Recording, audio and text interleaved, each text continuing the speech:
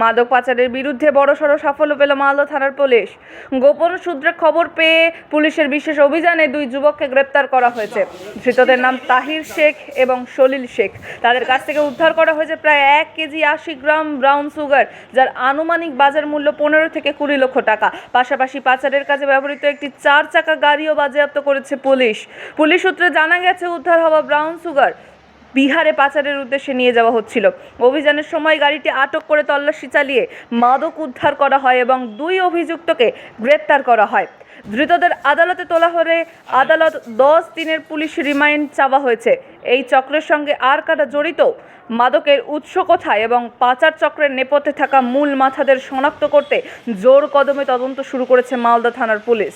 পুলিশের দাবি, মাদক পাচারের বিরুদ্ধে তাদের অভিযান ভবিষ্যতে একইভাবে চলবে এবং এই চক্রের সঙ্গে যুক্ত সকলের বিরুদ্ধে কঠোর আইনানুগ ব্যবস্থা নেওয়া হবে।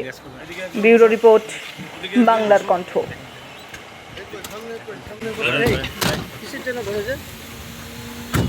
কেন ধরেছে? ওই ভাই